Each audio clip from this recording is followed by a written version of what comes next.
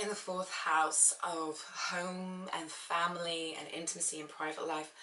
This is, you're somebody who really values your home, and you value your heritage, and you tend to really kind of value your family and the past, and unless this is heavily afflicted, this can also speak to troubles, you know, if it's badly afflicted, heavily afflicted, this can speak to certain troubles with having the love and the nurturing in the home that was needed. But on the more positive side, this would be, you know, somebody who really values their home, really values family, and maybe looks back at the past with very fond memories. You can maybe be suffer a little bit from melancholy and nostalgia, you know, but you're somebody who is the perfect hostess. You take great pride in your home, and you love to decorate it beautifully. You love to have people over and welcome them over, and maybe cook for them, and just be that host, and really show the beauty of your home and make it a really warm, inviting and welcoming space. You likely as well value heirlooms, you know, things that have been passed down through the family. Now that could be physical things, it could also just be traditions, family traditions that get passed down as well, and that's another kind of thing that you value and find comforting to have around as well. There can sometimes be a tendency to hold on to the past a little bit with Venus here, and it might take you a while to get over love relationships, and you know, you might find yourself kind of reflecting on them long after they've ended. That's one possibility. But in love, you're likely to kind of take your time in opening up to somebody. There could be a little bit of hesitance there, but once you're there, it's like full emotional kind of commitment, and you're really in, and you like to show your love in a very nurturing way, and just being there, totally being there for your partner.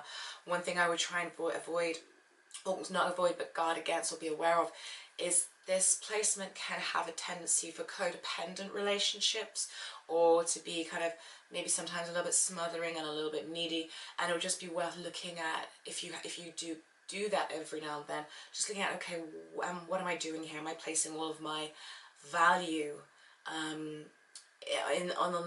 this relationship? Am I placing my self-worth in this relationship to the point where actually I'm outsourcing some of my power, and I'm being a little bit codependent? So that would just be something to be mindful of.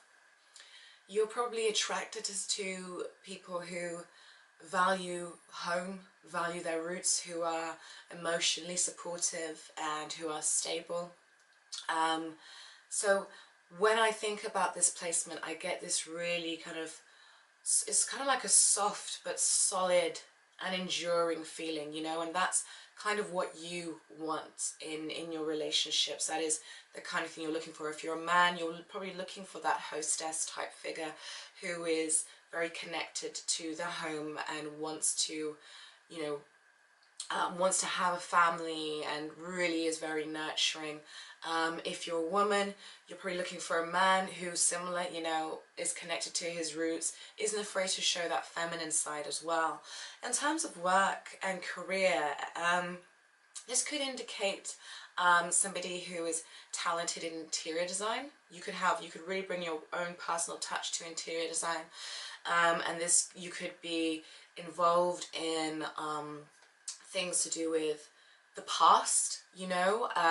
You could work well in areas to do with family heritage and DNA and that kind of thing. You could also, you could take the hostessing to another level. You might be a really talented cook or chef or restaurateur. That's another possible position, a possibility with this position as well.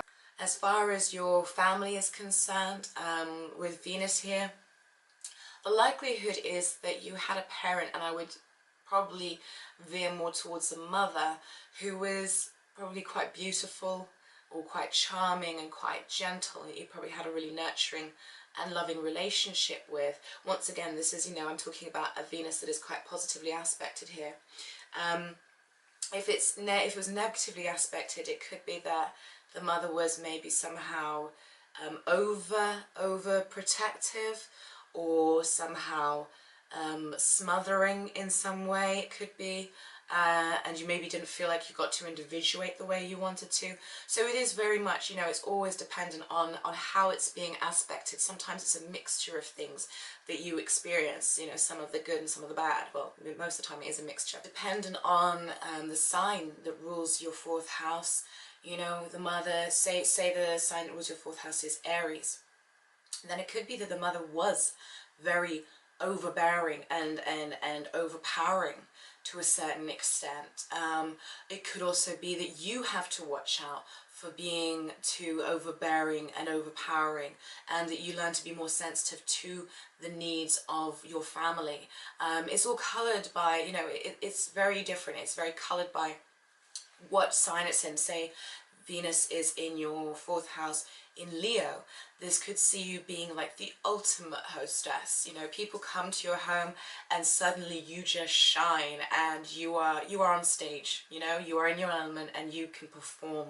And so it almost being in your with your loved ones makes you kind of, it kind of almost puts a spotlight on you, and you are the kind of the entertainer, and you know, you just bring light in that environment, and that's where you feel comfortable enough to kind of show your kind of inner actor or big personality. So it's all very, very dependent on, you know, obviously signs and aspects, but generally this is Venus in the fourth house.